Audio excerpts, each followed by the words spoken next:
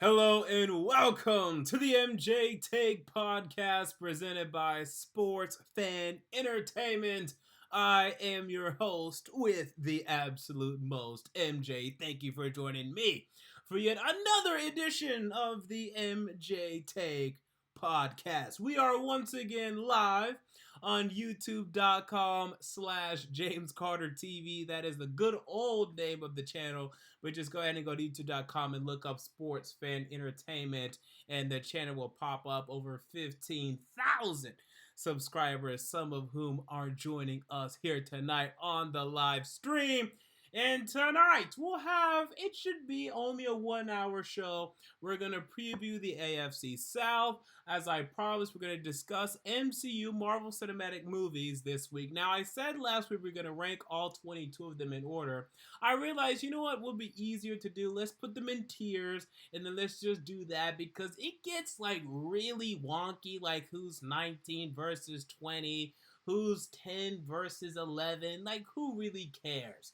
Let's put them into tiers, and then I'll tell you within my top tier which one is probably my best. So let's say if there's top 4 in my top S tier, then I'll rank those 4. Okay, I think that'll be better to do. And then we're also going to get into this, which we're going to go ahead and get into now. So Madden NFL 20, okay, this is a video game that I'm sure a lot of you are planning on buying, a lot of you are planning on indulging in Madden NFL 20. As you do every year, you buy Madden, and I'm right there with you. I enjoy Madden. I'm a football fan, as you all know, as you all love, as most of you guys enjoy my football content, as most of you guys enjoy my NFL content. So Madden decided to release their ratings, and so did NBA 2K, by the way, which is very interesting because 2K comes out at least a month after Madden does, but whatever, to each his own. So we got the Madden ratings, and look, we can go position by position and really nitpick, but let's just focus on the quarterback ratings that Madden provided us with this year. Now, these are subject to change, okay? And that's a very important thing to say, when we're having this conversation. It's not as if these ratings will be set in stone unless you're still living in the prehistoric ages in which you don't have roster updates, and the roster that you get when you buy the game is the roster you'll have when you finally stop playing the game. This is not the case for most of us, but it is the case for some of us. So, if that is the case for you, you're absolutely screwed. But all of us, from the beginning, whenever we put in the game, we're going to have to deal with these quarterback ratings. I'm going to just go ahead and list off some of the most significant of the quarterback ratings and tell you my problems with a lot of them. So, we start with number 1, okay? The number 1 quarterback in the NFL, according to Madden, or at least let's say this, the quarterback that is most deserving of the highest rating after 1 year of starting is Patrick Mahomes. Now look, okay, we all love Patrick Mahomes. Okay, we all understand the type of talent that we see whenever we watch a Kansas City Chiefs football game. We are privileged to watch Patrick Mahomes sling around that football, sling around that pigskin like we have rarely seen before. There is no doubt to anyone that Patrick Mahomes is one of the most, if not maybe even the most talented quarterback in the NFL. But to give him the number one rating out of all of the quarterbacks in the NFL is just ridiculous. People, it just is. It just is ridiculous. I know he threw for like 50 passing touchdowns last season. I understand. It was, I think, 50, right? Wasn't it 50 to 14, right? That was his ratio. It's insane. It's absurd. But you just can't, after 1 year, say, hey, Tom Brady, okay? Tom Brady, who I hate with a passion, who 31 fan bases hate with a passion, who has given this league hell for the past 2 decades. People were talking about 2 decades. Now, he was a game manager early, but at least for the past decade and a half, right, since like 2005, This guy has been giving us hell, okay? Been giving us hell every year. And even last year, okay, statistically, he wasn't great. But what happened when he faced Patrick Mahomes in the AFC Championship game? Oh, yeah, he beat Patrick Mahomes. And who had the better defense? You can say it was the New England Patriots, and you'd probably be right. I agree with that assessment. But Patrick Mahomes had plenty of opportunities to win that game, and he didn't. The first game they played in the regular season, I believe, correct me if I'm wrong, I think the Patriots won that one too, and that one was an absolute shootout. And that one I won't blame either quarterback. But if I remember correctly, the AFC South battle, that was in the 20s, maybe 30s. Patrick Mahomes, and he left a lot of plays on that football field. Right, so definitely we saw what happened when Patrick Mahomes faced Tom Brady. Okay, and Patrick Mahomes lost in the AFC Championship. So to put him over Brady is ridiculous. And then let's not forget, who is the original Patrick Mahomes? Who is the Patrick Mahomes before Patrick Mahomes?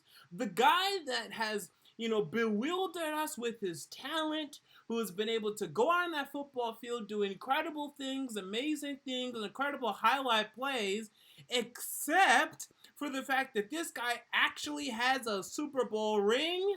Oh yeah, it's Aaron Rodgers, who finds himself ranked number 90, who is the 6th ranked quarterback in Madden this upcoming year. 6th, Aaron Rodgers. Now we can vary, and we have to, it's inevitable, that we're going to vary ratings year by year, right? We're going to look at these quarterbacks, and we're going to look at how they played the year before, and we have to adjust their ratings accordingly. But there's a difference between accordingly and instead overreacting to 1 year of play, to where Patrick Mahomes is not only the number 1 quarterback, but Jesus, he's a 97. He's 2 points away from being perfect. This interception prone, not that mobile. I mean, he's mobile, he can move, but it's not like he has Michael Vick speed or anything like that. I mean, my goodness, right? I don't think he's a top 5. He's definitely not a top 5 quarterback in terms of speed. Top 10 is even a discussion concerning how many, quarterbacks can run in this league right now. Lamar Jackson, Marcus Mariota, Kyler Murray. I think Aaron Rodgers might be Patrick Mahomes in a foot race. I mean, I give Aaron Rodgers a higher speed rating. I give Aaron Rodgers a comparable arm strength rating. I definitely give him higher awareness. I definitely give him, better pocket presence and accuracy and a whole bunch of ratings before I give Patrick Mahomes. I know Aaron Rodgers had his struggles last year, but we can't just discount the now approaching decade of excellence that Aaron Rodgers had displayed on the football field. I mean, it's been excellent, people. He has the highest passer rating in NFL history, I think by a couple of points, or maybe less than a point over Russell Wilson, but still incredible. We haven't seen anything like him. They can't surround him with talent. Give Aaron Rodgers, oh my God. Okay, I just listen to what I'm about to tell you. Just listen to the words of which I'm about to spiel. Imagine if you give Aaron Rodgers Travis Kelce. And let's just stop. I can keep going. I'm going to keep going, actually. But let's just stop right there. Let's just stop right there. Just give Aaron Rodgers Travis Kelce. I can just stop the sentence in my discussion. I already won the discussion. Right there. But then no. I'm just going to drive this point home further. Okay, then let's imagine we give Aaron Rodgers Tyreek Hill. I just gave him someone else. I just gave him another great wide receiver. And look, Aaron Rodgers has had some very good wide receivers, but last I checked, who's one wide receiver that played with Aaron Rodgers left and did something? Because Greg Jennings, okay, he went to the Vikings and his career phased out. You see him on, who's he working for these days? Is it ESPN? Is it FS1? I don't know where he's working for, but the guy still looks like he's like 35. He phased out in this league earlier than he should have, okay? Because he was no longer with Aaron Rodgers. Okay, so just imagine we give Aaron Rodgers Travis Kelce, and then imagine we give him Tyreek Hill. And then imagine we give him Kareem Hunt. I mean, those are 3 better reps. 1, 2, 3. Uno, dos, tres, and however you say it in French, okay, weapons that Patrick Mahomes has in his possession over anything that Aaron Rodgers has, outside of maybe his left tackle, David Bakhtiari. Okay, probably Bakhtiari. I'd say Bakhtiari is a better overall football player than, maybe Tyreek Hill and Kareem Hunt. Okay, sure. But that's it. I mean, that's it. And Eric Fisher is an improved left tackle at this stage in his career. So it's not like Patrick Mahomes has a bad offensive line over there in Kansas City. So this Mahomes, and we're not talking about Mahomes over Rodgers. It's not like a 1-point difference, a 2-point difference. We're talking 7 points. Okay, so though that we're just getting started. Okay, we're just getting started with these Madden NFL ratings. And again, if you're just joining us on the live stream, we're talking these NFL Madden NFL 20 quarterback ratings. So we have Mahomes 97. We have Aaron Rodgers 90. Now, they give Phillip Rivers 94. Now, I believe Phillip Rivers deserves a lot of respect. Now, this is a couple points high for me, especially when we then consider where we go from here, right? So just remember, contextually speaking, that Phillip Rivers is a 94. Remember, contextually speaking, that Andrew Luck is a 92. And Russell Wilson is a 91. Now, personally, I prefer Russell Wilson over Andrew Luck today. I prefer Russell Wilson over Andrew Luck tomorrow. I prefer Russell Wilson over Andrew Luck 5 years ago. I think Russell Wilson has been a better quarterback than Andrew Luck at each and every single phase of his career, and we see that in their postseason performances, but I digress. Okay? And then we move on to quite sizable jumps, as we have Matt Ryan as an 89.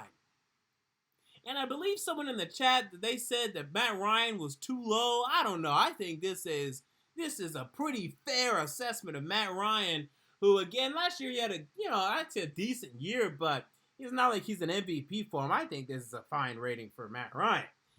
Then we have a 4-point drop-off to Big Ben at 85. Okay, now we have a problem.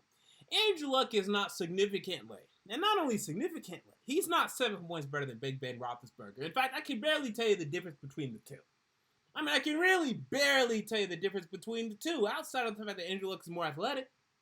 That's it. That's the only difference. The difference I see between Big Ben Roethlisberger and Andrew Luck. That's all I see. They both win games. Hey, one's a Super Bowl, 2-time Super Bowl champion, although, it's been over a decade now, so we can't continue to rely upon that, or at least his last one was in, what was it? No, it wasn't even 2010. It was like 2009, 2008. I can't remember if it was February. It was after the 2008 season, right? So February of 2009. So it's been a decade, right? So we can't, continue to lean on those Super Bowls for Big Ben Roethlisberger. But I don't think Big Ben Roethlisberger is far from Andrew Luck at all. I mean, I'll pick Luck over him, but by a point or two max. I mean, their stats look very similar. Only thing that Andrew Luck has over him is he's a better rusher. And that's it. And you can argue this, and I would, be with you on this argument. Big Ben has better weapons. I'll give you that. Okay, he has better weapons. So that's why I'm giving him the 2 points over him. But that's it. And then I definitely don't think Big Ben is far off from Phillip Rivers. 9 points between Rivers and Big Ben. Now, I think Rivers is better than Big Ben. I think it's by 2 or 3 points. But they've been very similar throughout their entire careers, excuse me. I don't see the 9-point difference there.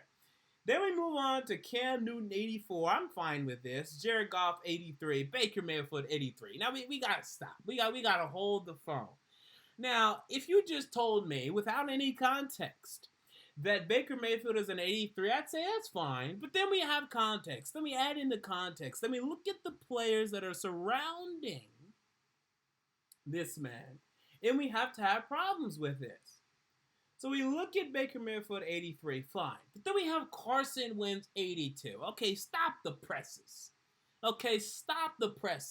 Now, unless if Carson Wentz has an injury rating of 10, okay, and if that is completely killing his overall rating, which, I don't know the algorithm that goes behind the overall rating, so I can't attest to that, but I highly doubt it.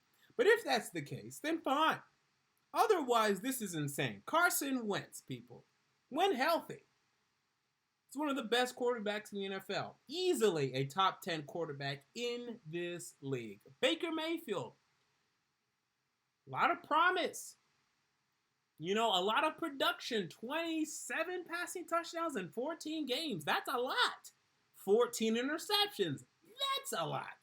And we presume, and maybe rightfully so, that he's going to take that next step forward and that he's going to have a great year this year, Pro Bowl type year. But it's a projection that I think we need to be very cautious before making. Whereas Carson Wentz, if Baker Mayfield plays as well as Carson Wentz did in 2016 or 2017, what a year for Carson Wentz. He'll be hailed as the greatest thing to touch Cleveland since LeBron James. And people are already proclaiming that to be the case. Skip Bayless saying he's even better. So Carson Wentz, are you kidding me? I think Carson Wentz should have been at least, considering, who's around him, I put him right next to Matt Ryan. I really don't know. The only difference between Matt Ryan and Carson Wentz, I think I like Carson Wentz better, to be honest with you. But at least Matt Ryan, and I'll give Matt Ryan, this has shown it over a longer period of time, and he's healthier, right? So that's the only arguments. But if you're telling me today, you got to pick your quarterback for the rest of the season, MJ. Who you want, Matt Ryan or Carson Wentz?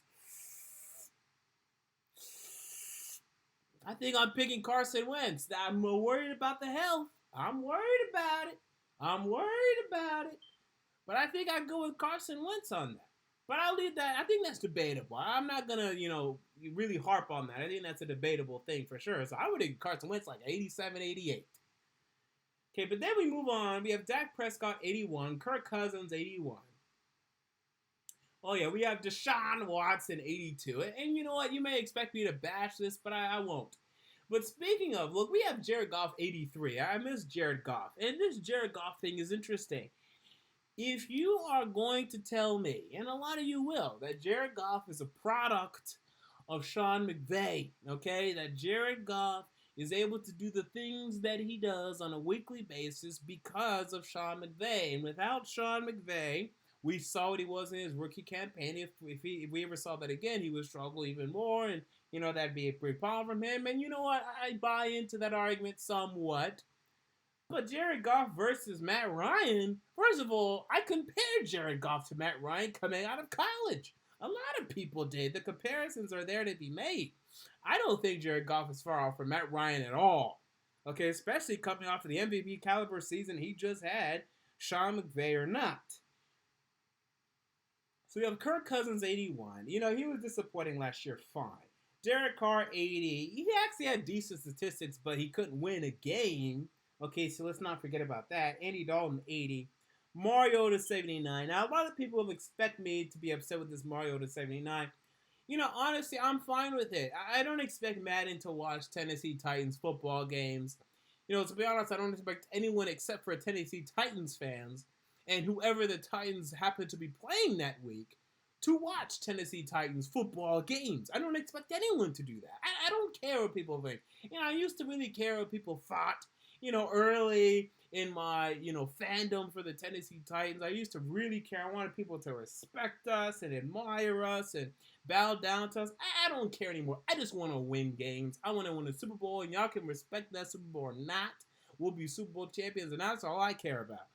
So they can say Mariota's a 79, and that's fine. I don't think that he is, but I'll tell you this. His stats for the past 2 years says he's a 79. That's what they're looking at. They're looking at the stats. The stats say that. I'm fine with that. But then we have Matthew Stafford at 79 as well. And let me tell you something. Look, y'all know I'm a Marcus Mariota fan. That's no shock or surprise to anyone on this planet that has ever watched me, ever. But Matthew Stafford is better than Marcus Mariota at this stage of their careers. He's done more in his career. He's shown the ability to be more prolific, to lead his team at least to the playoffs, I think twice, right? Whereas Mariota has only done it once. I have Stafford over Mariota today. I may not have it next year. I may not have it in the middle of this season. I have it today. But seriously, I'm taking Matthew Stafford. Look, imagine putting Matthew Stafford on the Dallas Cowboys, people. They already won the Super Bowl. They won the Super Bowl last year. If Matthew Stafford is on the Cowboys last year, they won the Super Bowl. They win the Super Bowl. You give Matthew Stafford, Ezekiel Elliott, and a good defense, the game's over. The season's over. Let's wrap it up. Let's close it. Let's send it. Let's ship it. Let's do something with it. Just get out of my face. There's no point in it for it to be in front of me. There's not a discussion. If you give Matthew Stafford, Ezekiel Elliott, that offensive line, and that defense, we're closing shop. It's over. It's done. Are you kidding me? What are we talking about here? So Stafford needs to be over Dak, over Derek Carr, over Dalton. I mean, and I'll say he and Dalton are pretty close, but I still put him over Dalton. And then we have Jimmy G at 78, and good, because, it's about time we actually asked Jimmy Garoppolo to do something. I'm tired of predicting the 49ers and Jimmy Garoppolo to do something. They never do something. They're losers out there in San Francisco. That's what they are. They've been losing for 4 straight years, even 5, really, because that 5th year back, they went like 8-8. Okay, so they went like 8-8, and then that Jim Tom Sula year, they went 5-11. Then Chip Kelly, they went 2-14. Then Kyle Shanahan comes in, they go 6-10, and then last year, what'd they go? Wasn't it 4-12, maybe 5-11? They stink. They can't win games. I'm tired of picking the 49ers to win games. Until they win games, don't talk to me. Can we just stop talking about the 49ers? We've been talking about them for the past 2 years. Oh, Jimmy Garoppolo this, Kyle Shanahan that. They can't win games. They can score points now. They got Nick Mullins out there. He was scoring points. He was able to do some things. But come on. So, I'm tired of the Jimmy Garoppolo 49ers, and watch as they make the playoffs this year or something. I mean, okay, fine. But I need to see it because I'm so tired of picking them to do anything. I'm also happy that Nick Foles is down at 77. I'm happy that Lamar Jackson is 76.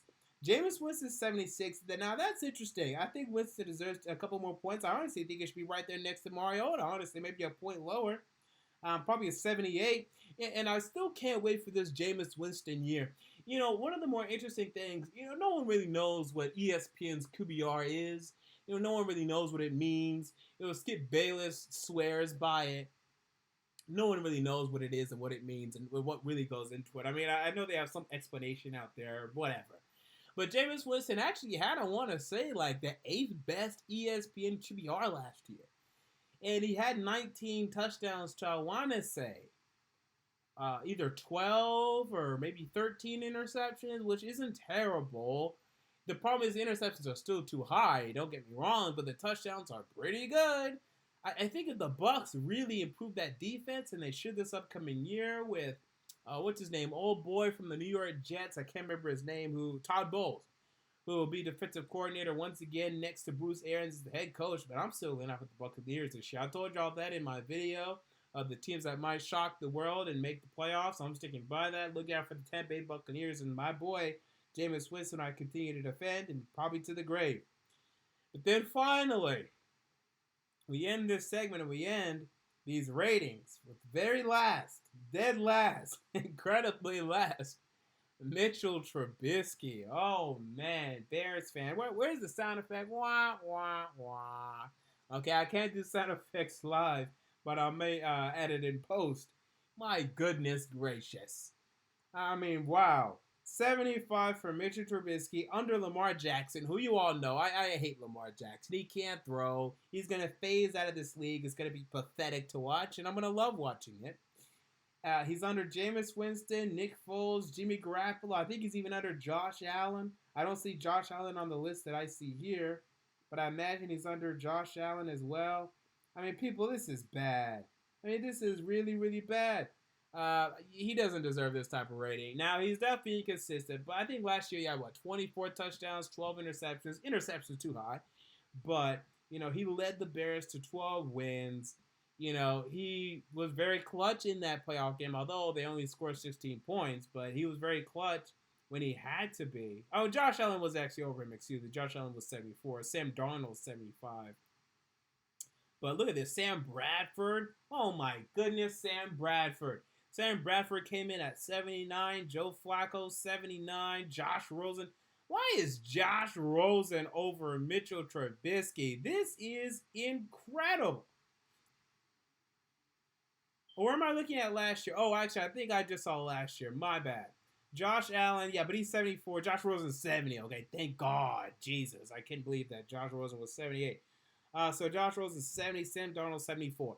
But yeah, Mr. Trubisky is not in this range of quarterbacks that are, just on the board of the league and or just haven't proven anything yet in Josh Rosen and Sam Darnold. I don't think Rosen's ever going to prove anything. I think Sam Darnold will. And yeah, Mr. Trubisky is much better than that, and he deserves to be ranked much higher than that. So with that said, we move on to the title of this podcast today, the main topic for today. Let me take a sip of water real quick. Now, I meant to say real quick there. We are live indeed. As we now preview the 2019 edition of the AFC South, the American Football Conference South Division. This is home. For me, this hits home. This is where my Tennessee Titans find themselves year in and year out. And we are going to see what will happen this upcoming season. Now, I will preview each division once per week. Whenever Monday Night Football starts, I want to watch it. So we might as well do it on Tuesday. It kind of sucks because I really want to talk about all the NFL games on Mondays. But I may or may not still move out to the West Coast. And if I do, I won't have time to watch Monday Night Football and still record the podcast unless if I do it late at night. But if I do it late at night, it'll be too late for people on the East and Central Coast. So I think I'm just going to do Tuesdays instead. So get used to these podcasts on Tuesdays. So with that said, we're going to preview the AFC South and the other divisions every week leading to. I think it actually will end that very week that we begin NFL games. So we're going to do the AFC South today. We're going to start with the best and end to the worst in where they were last season, okay? And I'm not going to give win-loss predictions in these previews. I'm sorry. You're going to have to stick around, subscribe to the YouTube channel Sports Fan Entertainment, and watch my 32 teams in 32 days series, which, by the way, begins Saturday. 32 teams, 32 days, and today that series will begin. No, not today. No, that series will begin on Saturday, so definitely look forward to that. So let's start, shall we, with the Houston Texans. Oh, man, what a love-hate relationship I have with Houston Texans fans, and it's very interesting. I have so many people that watch from Houston. It's actually incredible. I'm not sure if it's because, actually, I don't know why. My biggest guess is people either really love to watch people that love the stuff that they love or hate the stuff that they love. So I feel like my two biggest fan bases are Tennessee Titans fans, obviously, and Houston Texans fans. And let me tell you, okay, and this is not me being biased, although, it doesn't matter what I say about the Houston Texans. It will always sound as if I'm being biased if it's a negative thing. The Houston Texans 2019 offseason stunk. It was an absolute disaster. They expected it to be a disaster, and they embraced the disaster. But it was an absolute total disaster, people. It was bad. Nothing got done. And, there's still some promise that some of these rookies end up doing something, but I just don't see it. So let's start with the free agency. So they lost Tyrann Mathieu, firstly, to the Kansas City Chiefs, a 3-year, $42 million deal. Now, some people will say that Tyrann Mathieu did not have, a very impressive season last year for the Houston Texans, that he won't be missed to a large extent, and I think that's fair, but it's still a loss, and he's still a guy that definitely, added some veteran presence to your football team. Tyrann Mathieu's a good team football player, a guy that gives it his all every given possession, and instead you bring in Tashawn Gibson, a guy that won't. And I think you guys are going to exchange him and Justin Reed in terms of playing at the safety positions. Gibson should play free safety, and then Reed should play strong safety, but I expect some change and interchange to happen there for sure. But first of all, that was an L, okay? Let's just call it what it is. Kareem Jackson, he moves from Houston to Denver. And Kareem Jackson has always been a bit inconsistent for you guys. That is for sure. But I think you guys would have liked to have kept him. Now, the 3-year, $33 million price tag, that was a little expensive. I do feel that the Denver Broncos overpaid for him. But that's definitely still a loss that you guys had. Bradley Roby, however, comes in from Denver to Houston, and this is a good sign. I do like the Bradley Roby signing. This is a guy that has played primarily behind Chris Harris, in Denver, but I think he's ready to have a larger role, and I think he's going to enjoy that role for you guys. I think this will definitely prove to be a nice deal, and it's a 1 year, $10 million deal. I think he's going to earn an extension after this season if you guys want to re-sign him. I think Bradley will do good things. But then here we go. Oh my God, we're bringing in Matt Khalil again. And I'm just counting the days, people.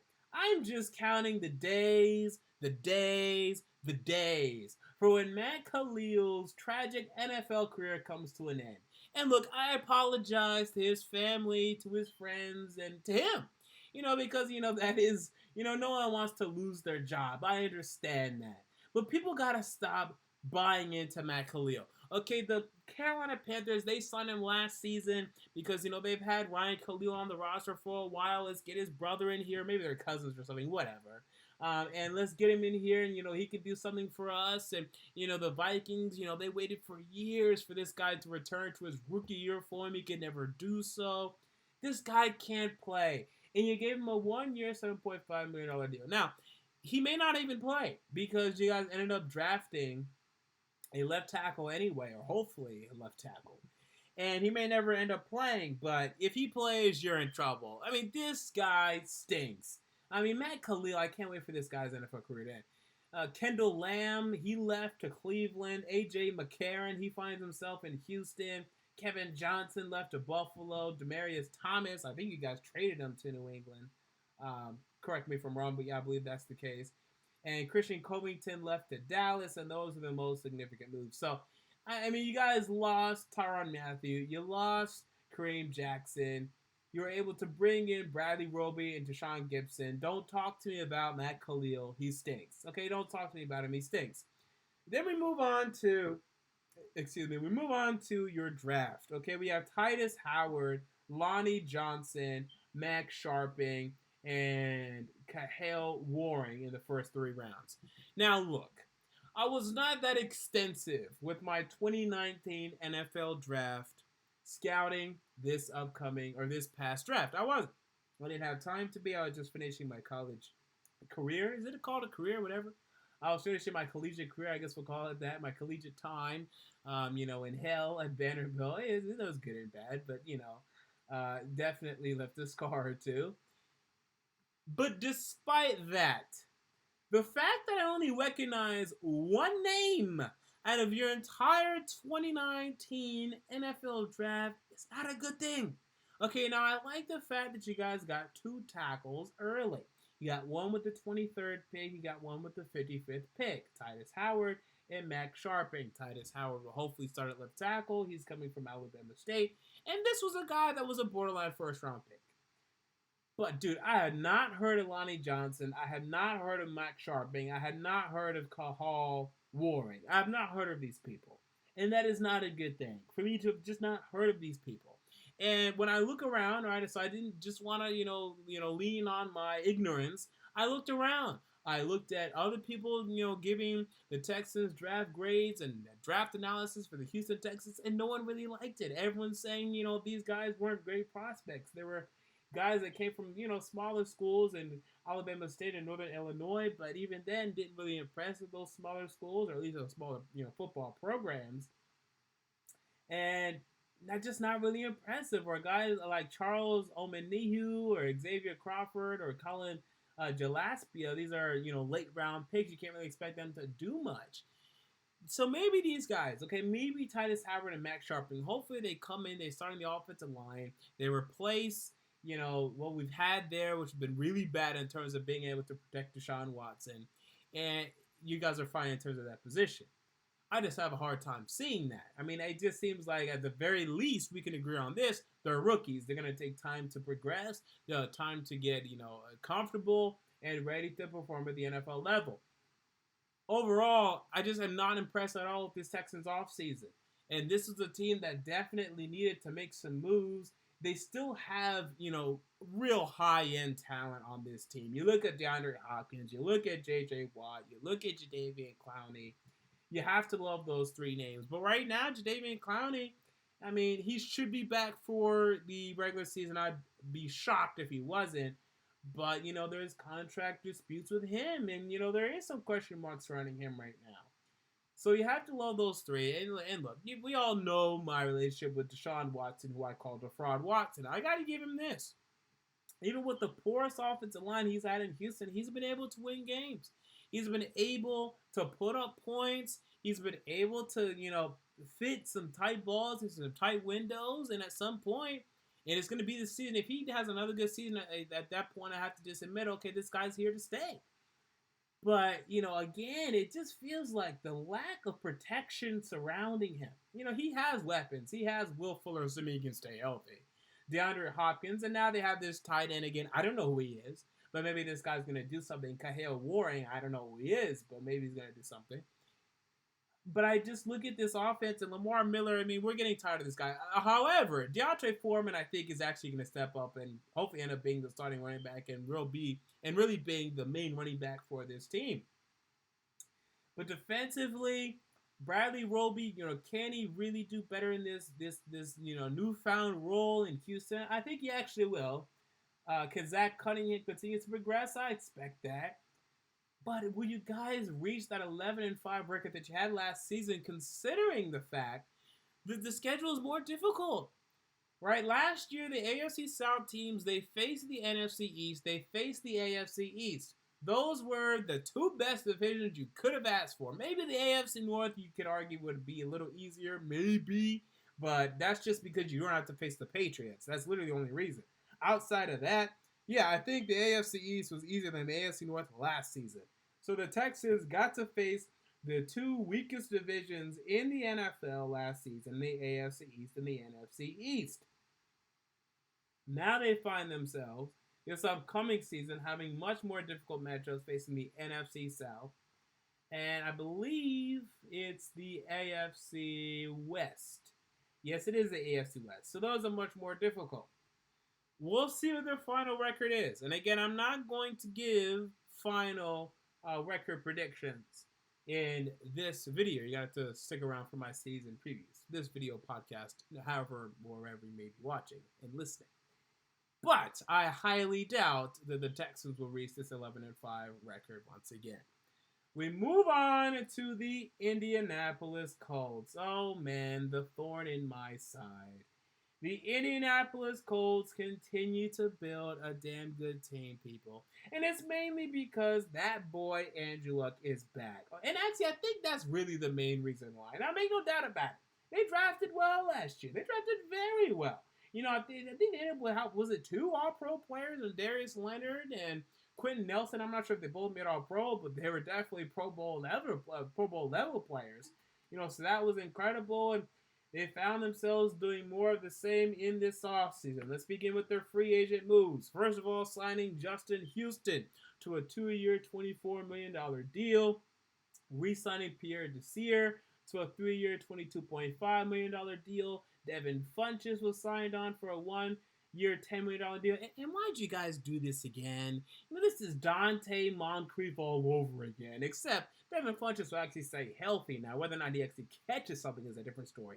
And I know you guys are able to rehabilitate Eric Ebron, but trust me, there's a big difference between Eric Ebron and Devin Funchess, okay? We'll see. I think he'll do fine, don't get me wrong. But it's just frustrating. Why don't you guys actually get a good wide receiver that's actually a consistent pass catcher instead of having to rehabilitate these broken talents? Clayton Gathers re-signed for a 1-year, $2.7 million deal. And that was really it for the significant moves. I mean, Al Woods left, and you guys lost Dontrell Inman, but that was about it. The shocking thing is, if I remember correctly, the Colts had they were approaching $100 million in cap room. They had some ridiculous amount. And they really didn't spend much of it. I mean, even now, I'm looking right now, they still have $45 million left in cap room. They were, going to get involved in Le'Veon Bell. They really didn't do that. And, there were some other big name free agents that they were tied to, but they really didn't go after. But, still for you guys to really have not lost anything this offseason in terms of free agents, to bring on a guy like Justin Houston, who, still is only 30 years old. I mean, this guy can still definitely contribute to your pass rush and help in terms of that aspect. You have to like what you did in terms of free agency overall. I mean, it's not like an A free agency or something, but it's solid. It's like a B minus free agency for the Indianapolis Colts. And again, considering how much talent you guys added to the fray last season, there really wasn't much of a need for much. So definitely okay with that.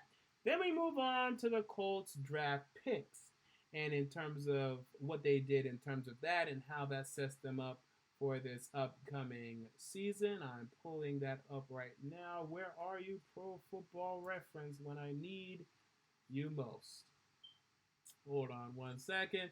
So we have the Baltimore / Indianapolis Colts draft history. Okay, so no first round pick after the move last season in last year's draft. Moving, I think he got to move it up for Quentin Nelson, or maybe he moved down. I can't even remember what happened. Maybe he moved down in this draft. I can't remember. All right, so Rock Yassin was taken with the 34th overall pick. Ben Banogu, I don't know who that is, linebacker out of TCU. Paris Campbell, also in the second round, so 3 second-round picks. Third round was Bobby Okereke. I hope I pronounced that correctly. Maybe it's Okereke, but it looks like Okereke. Linebacker out of Stanford. Corey Willis, safety in the 4th round, and that's all we care about. We only care about the first 4 rounds. So we have 3 second-round draft picks here. Cornerback, linebacker, wide receiver. Now, Rock Yassin, a lot of people like, and from what I saw with him, I definitely like him as well. You look at Paris Campbell, yeah, he's going to be a nice addition to this Indianapolis Colts team. Now, it's interesting because they do have Nyheim Hines, who has been used as a, primarily a receiving back in Indianapolis and definitely made his presence known in terms of the receiving game last season. So it'll be interesting to see how they play both of them. But Paris Campbell, again, he's a natural wide receiver, so you can put him out at wide receiver. And, because Devin Funchess is such a frustrating player. I mean, he really is, guys. The Carolina Panthers were begging him. At age 25, by the way. He's only 25 right now. They were begging him, please be our franchise wide receiver. Please be a guy that we can rely upon, that can catch passes from Cam Newton consistently. We expected that from Kelvin Benjamin, and he failed. And by the way, that's a very concerning thing for me. Right? We already saw what happened when the Panthers let go of a wide receiver. At the time, I thought the Panthers made a big mistake, and it turns out they didn't make any mistake at all.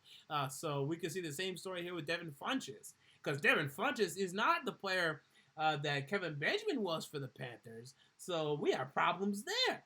But yeah, Devin Funchess, I think he might end up being less significant than Paris Campbell this year. I think it'll be close. And I think because, Devin Funchess, they're going to really want to get him involved just as they did Eric Ebron last season. So I'll say that Devin Funchess will still have to look at Paris Campbell as being the number 2 wide receiver for this franchise over Devin Funchess. And a nice compliment, well, I'll say a decent compliment to T.Y. Hilton, because T.Y. Hilton is a short guy like Paris Campbell. And correct me if I'm wrong, but I think Paris Campbell is only like 5'11". But T.Y. Hilton is much more of a deep threat, whereas Paris Campbell is much more of an underneath type guy. So that's the main difference we see there in terms of that dichotomy. But definitely, I think Paris Campbell will be a nice addition to this offense. You look for Eric Ebron to continue to do the things he was doing last season. And he's still on the contract, right? Let me check the roster real quick. He should be. I didn't see him leave in terms of the free agent exits.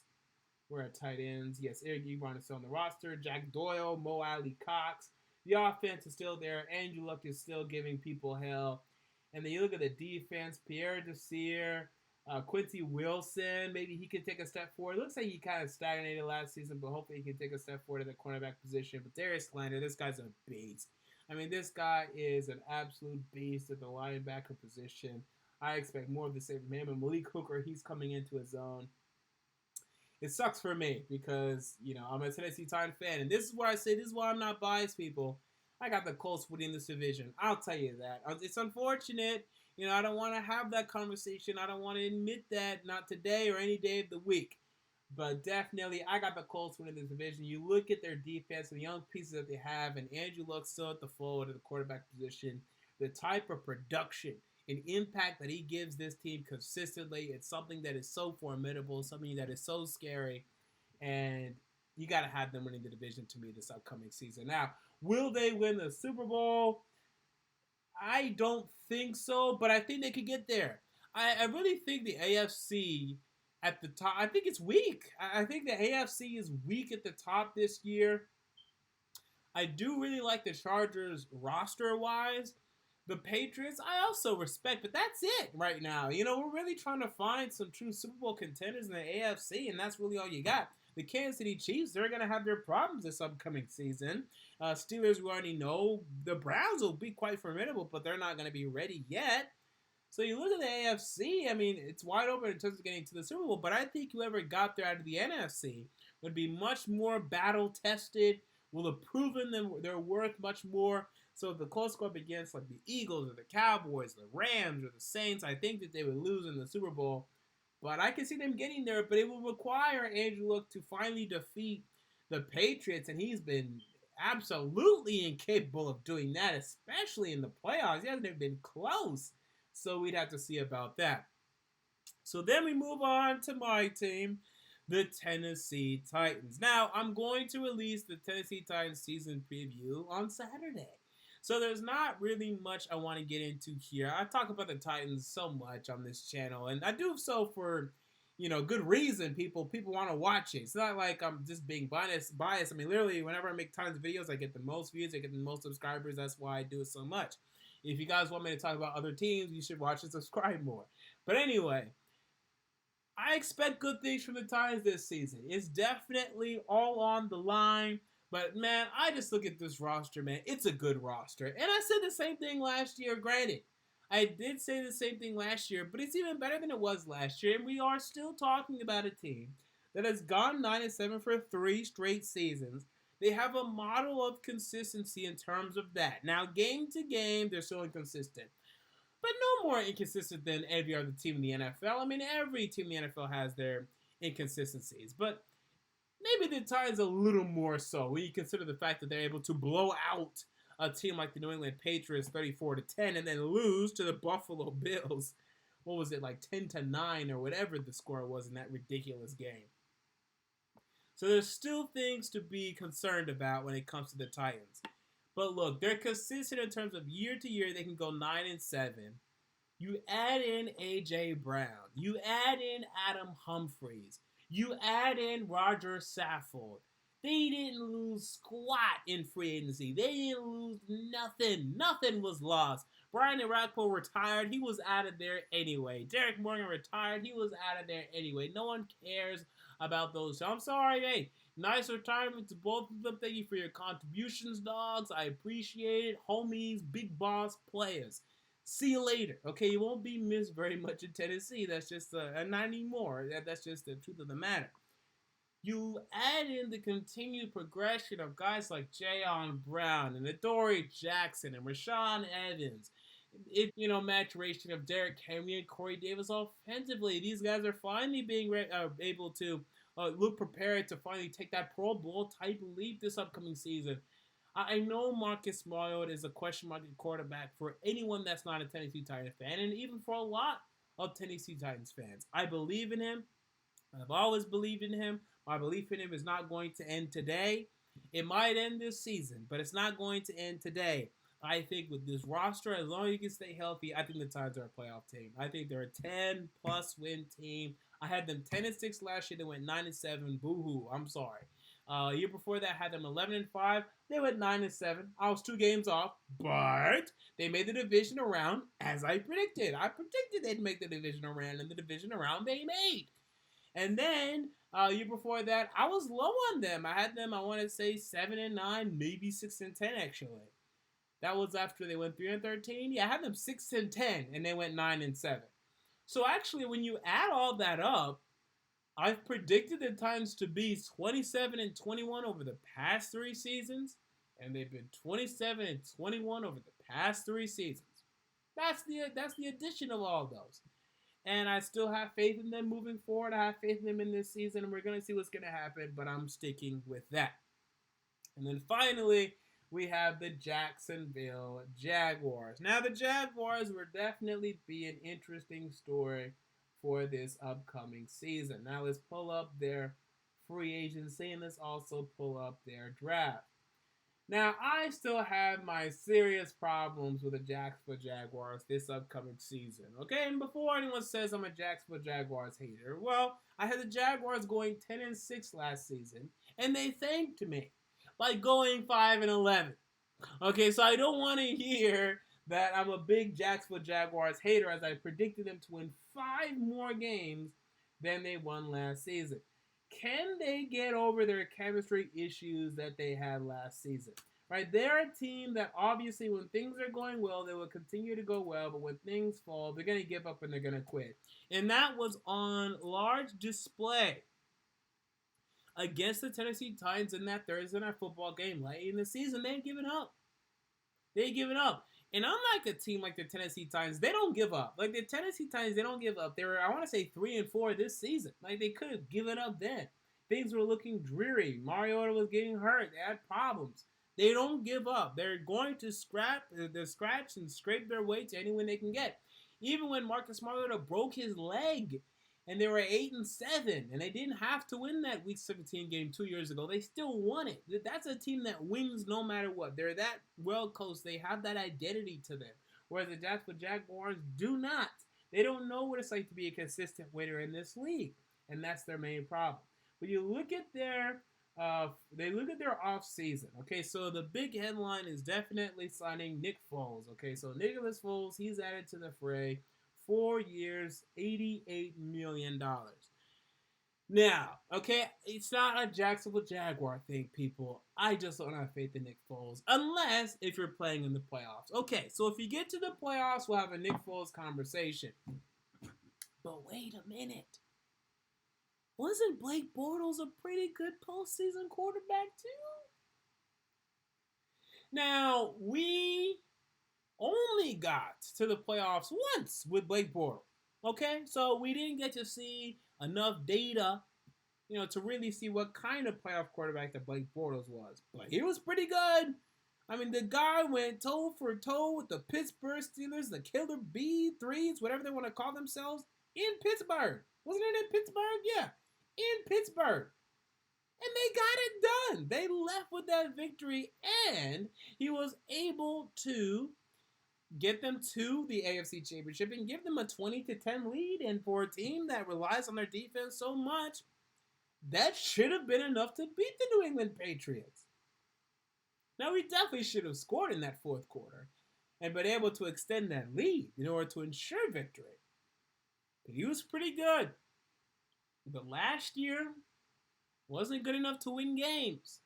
Because in the regular season, Blake Bortles, except for that 1 year, is not good enough to win games. He's not a good enough football player. And now we bring in Nick Foles, who struggled mightily for the St. Louis Rams, who was inconsistent for the Philadelphia Eagles, and they never had real faith in him, and they ended up shipping him out of the door. And without Doug Peterson and that Philadelphia Eagles system has struggled immensely. This is what we've seen. I don't have faith in this signing. I don't care who signed him. It's just yet another Band-Aid on a bigger problem in Jacksonville. I mean, it's just a gimmick. It's an Eli Manning gimmick, who they also might have signed easily. But do you know what it's like to just say, look, we are admitting that this is not a regular season quarterback, but we believe if we can just get to the playoffs, that this guy can win for us. It's a gimmick. You don't want to go down that road. You want to go down the road of a consistent regular season quarterback that, yes, can win in the playoffs, but that's a better bet. Don't bet on these Nick Foles, Tim Tebow gimmicks. Eli Manning won 2. I know it's great. He won 2. But it's a damn gimmick. You don't want to go down that road, man. It's just so dangerous. Trust me on that. So here we go with the Nick Foles experiment in Jacksonville, and good luck with this. But outside of that, we have Malik Jackson leaving to Philadelphia. He never made a great impact in Jacksonville. He was definitely a good player. Never made a great impact, and considering how much talent is on that defensive line, I don't think he's going to be missed very much. Deshaun Gibson leaves to Houston. Who cares? He was never the Sonny you guys expected him to be. And if I remember correctly, you guys released him anyway from his original contract, so he definitely won't be missed. AJ Cann is re-signed 3 years, $15 million. Oh, yeah. He's been a mediocre guard in this league, but that's fine. Dante Moncrief, he leaves to Pittsburgh. Who cares? Did he even play? Why does this guy still exist? We have Jake Ryan coming from Green Bay to Jacksonville, and I like Jake Ryan. This is a guy that, definitely had his moments in Green Bay, and I think will definitely have his moments in Jacksonville. Jeff Swain, who cares about Jeff Swain? Dallas, they needed him to be a bigger or to take on a bigger role at tight end. He wasn't able to do that. Chris Conley, I almost said Chris Cooley, the former tight end of the Redskins. Chris Conley finds himself moving from Kansas City to Jacksonville. I actually like this signing, and I think it'll be a nice addition to this receiving core. We lose Eric Flowers and TJ Yeldon. Who cares about those? We also lose Carlos Hyde. I even forgot he was there. Okay, so those are the main things in terms of this. And, of course, Blake Bortles left to the LA Rams. So those are the main additions and subtractions from the Jacksonville Jaguars free agency-wise. And I think this is a fine free agency, just average. You didn't really bring in anyone, though. And you didn't lose Malik Jackson, which, again, you have a big impact for you guys, but it'll hurt. That's the main addition and subtraction here, and there's more subtractions than additions, so I wouldn't even say it's okay anymore. It's just very mediocre at best now for agency when you really look at it. I don't want to say bad because you only lost one player that I really care about, so I don't want to say bad. But then when you add in Nick Foles, which I think is just not going to work out, I gotta say it's bad. Because I think it's just delaying the inevitable. And the inevitable is that the Jaguars will draft a quarterback in the next 4 years. During this Nick Foles deal, I'll say they're going to do that. I'll go ahead and predict that. And it's just delaying the inevitable. And I know this, past a draft, you maybe didn't love the quarterbacks. Some people did. They drafted Dwayne Haskins and Daniel Jones in the first round. I didn't. But it's just better to me than just going with this Nick Foles campaign, this Nick Foles gimmick. It's a gimmick. It's not going to work out. You guys will win your regular season games. Don't get me wrong. You're not going to win the Super Bowl. I'm just going to guarantee that. I'm just going to guarantee that. And it's a pretty safe bet, don't get me wrong. But I'm just going to guarantee that. So, we then look at the Jacksonville Jaguars draft. And now, here's where we're talking. Okay? And this is where the Jacksonville Jaguars have made their money for the most part. I didn't like their draft last year. I don't know why they diverted from what they had been doing. I didn't really understand taking Taven Bryan last year. And I really didn't notice him last year for the Jacksonville Jaguars. And, now with Malik Jackson gone, he'll definitely be taking on a larger role. And maybe we'll see that Taven Bryan was a really good pick for them. But, considering who else they had there, I really didn't understand the Taven Bryan pick last year. I mean, that defensive line is too stacked to me to be adding to it. And then, of course, they get Josh Allen. Now, the one thing about Josh Allen, though, he's a guy that can definitely stand up and play linebacker, can play weak side. Definitely, probably more strong side linebacker, but definitely very versatile. Can put his hand in the dirt, stand up as well. So I like that more than Taven Bryan, who's just going to be on the defensive line with the rest of these, big morons like Calais Campbell and who had been Malik Jackson, but now he's gone, and Yannick Ngakoue and company. So the defensive line stacked. Let's also not forget about Marcel Davis and Avery Jones in the middle. So I didn't understand the Taven Bryan pick last year. I will excuse, however, the Josh Allen pick this year because he's more versatile. You look at Juwan Taylor, love it. Okay, this was a guy that was falling down the draft board. You guys pick him up, here in the second round. I love that pick. Josh Oliver, the tight end out of San Jose State. I don't know who he is.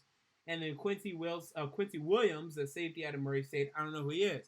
However, you guys definitely need a tight end because I think you guys have the worst tight end position in the league. And I don't think it's particularly close. James O'Shaughnessy, Ben Koyak, Jeff Swaim, and now Josh Oliver. This is the worst tight end position in the NFL. It's the worst. Okay, there's no one that's worse than this. There are some teams that are close to this, and there's one in, I think for the New York Jets, unless they sign someone that I'm forgetting, but the Jets definitely stink in the tight end position. And even the Cowboys, I don't care that they re-signed Jason Witten, they stink at the tight end position because Jason Witten was in the booth last year. But this is definitely the worst tight end position in the league. And you combine that with the fact that, look, Leonard Fournette, I had high hopes for Leonard Fournette. And he's not bad. But he's not particularly good. Leonard Fournette is not moving the needle in the NFL.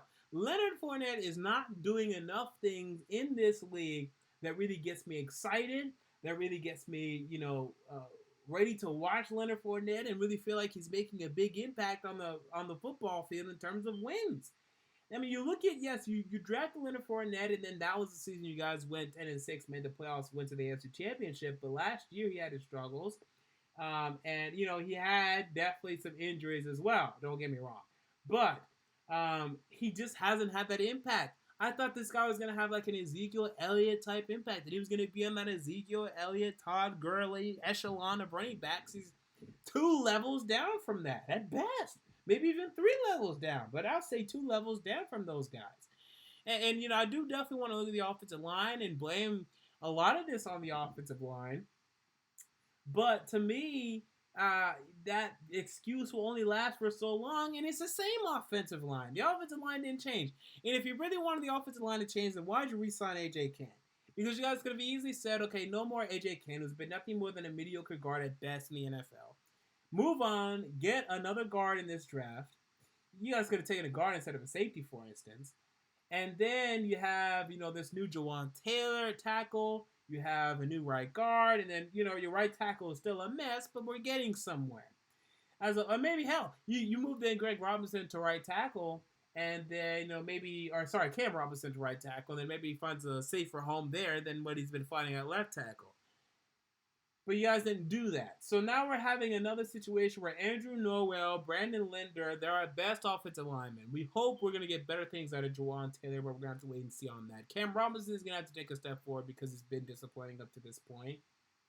And you look at this wide receiver core. You look at D.D. Westbrook and Marquise Lee, who can't stay healthy to save his life. I mean, this guy cannot stay healthy to save his life.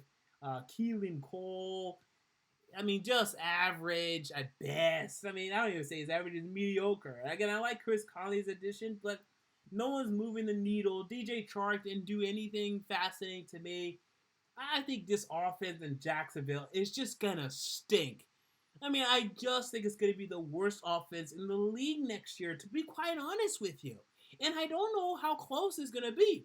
Look, I know in Arizona, and I know in Baltimore, that Kyler Murray and Lamar Jackson are going to run around like idiots. So when things break down, they're going to move the chains. Okay, as long as they're healthy. They're going to move the chains. They're going to do things in terms of that aspect.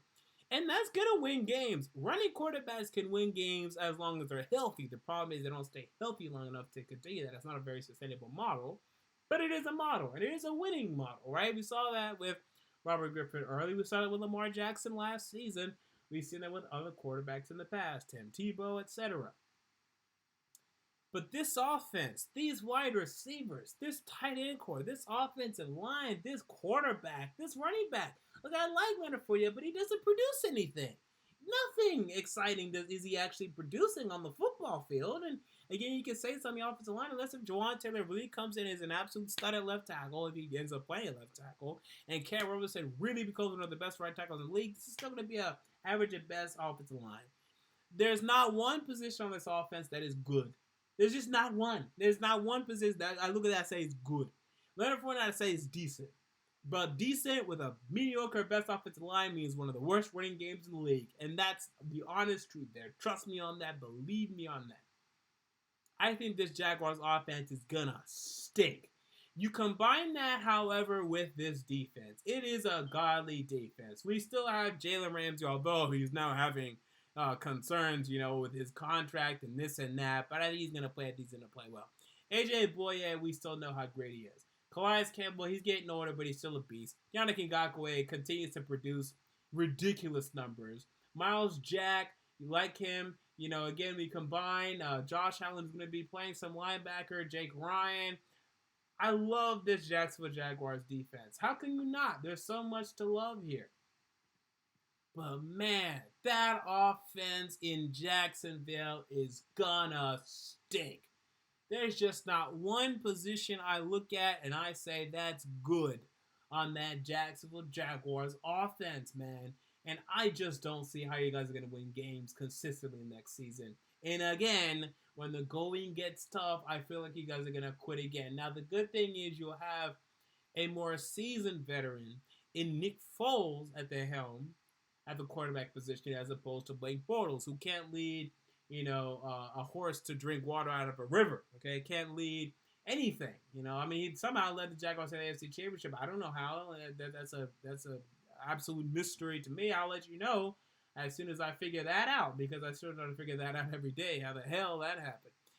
But I just don't see with this awful offense. I mean, it's going to be bad. Nick Foles, again, I know Lamar Jackson, I know Kyler Murray. They're going to run around like idiots. They're going to be able to make moves offensively to at least move the chains. Josh Allen last year for Buffalo could move around and move the chains. But when things get bad for Jacksonville, and they're going to get bad, I just don't see how they're going to move the damn football. I just don't see it right now.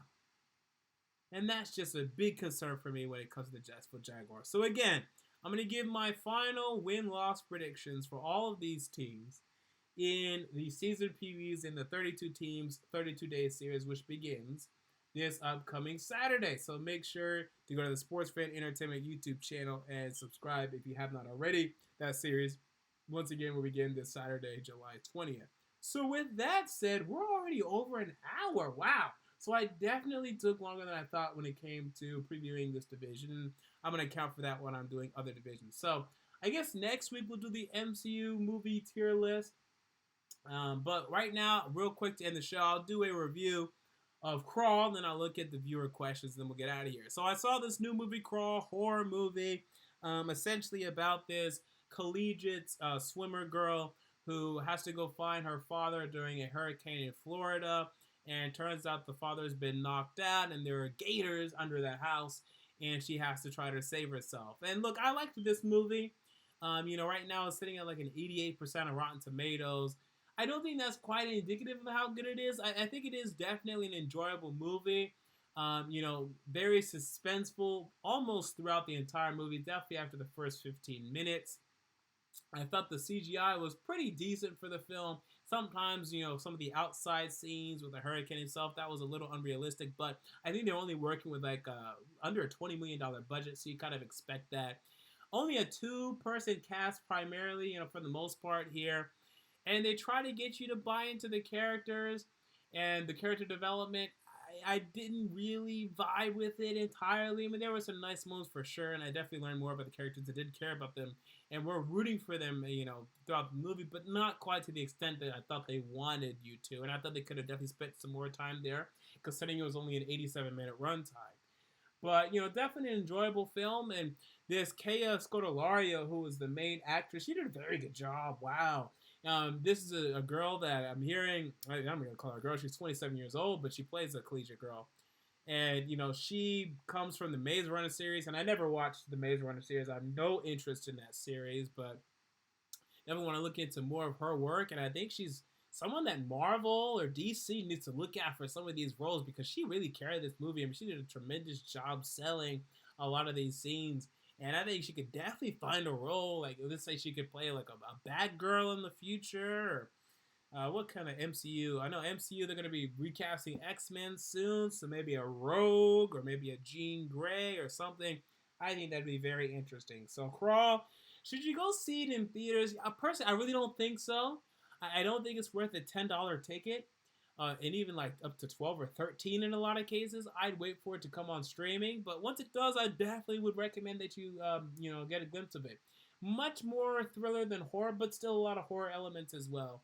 So definitely check out Crawl. With that said, I'll move on to the chat to answer some questions, and then we will get out of here. Jalen Houston asks, will the Jags make the playoffs? No.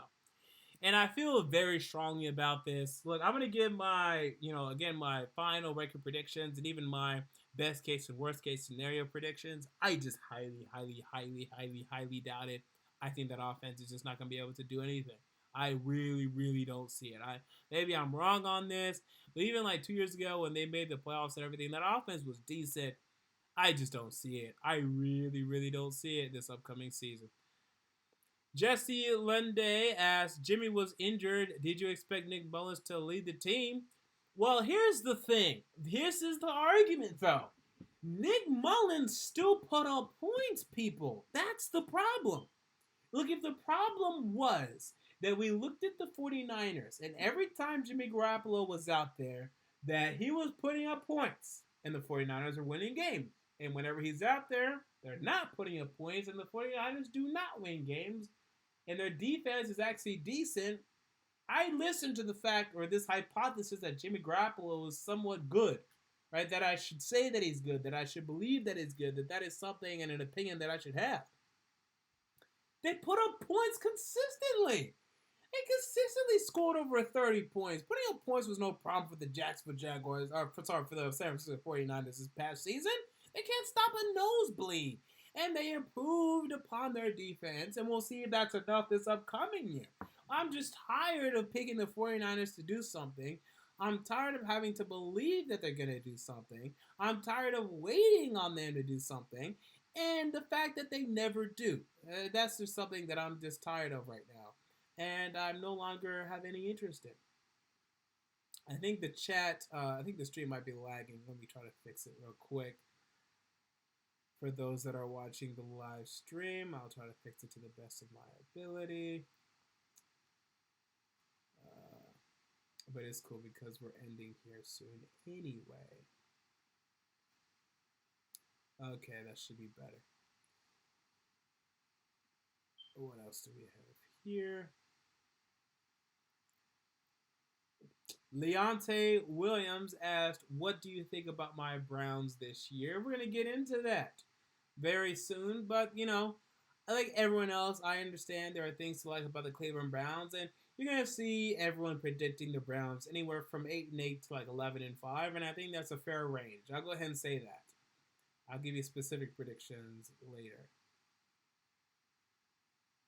And Atlanta Fan 21... he was arguing that Matt Ryan should be a 90-plus rating.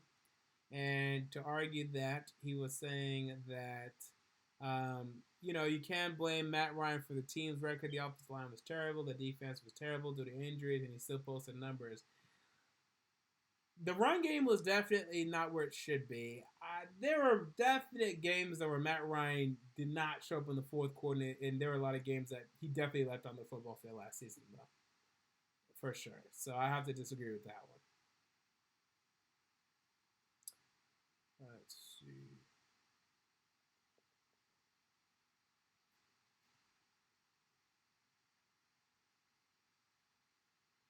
Eric Villa asked, what do you think about Will Fuller?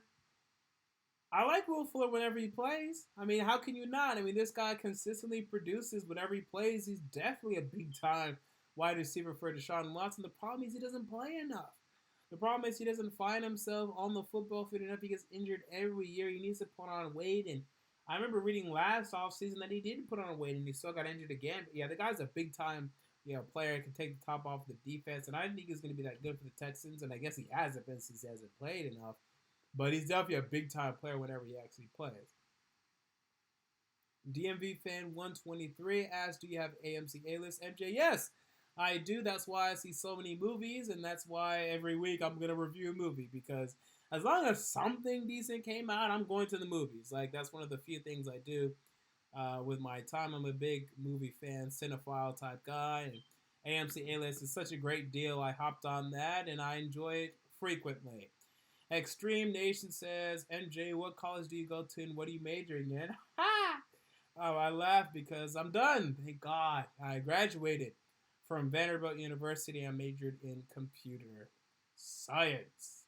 So with that said, we're going to go ahead and end yet another edition of the MJ Take Podcast. Thank you all for joining me. Again, the 32 teams in 32 days series will begin this Saturday on the Sports Fan Entertainment YouTube channel, so go ahead and check that out. And go ahead and check out the podcast on Spotify, Apple Podcasts, SoundCloud, and YouTube. Whatever platform you are not listening on, go ahead and listen on that one. Until next time, this has been MJ of Sports Fan Entertainment, and I'm out. See you all later.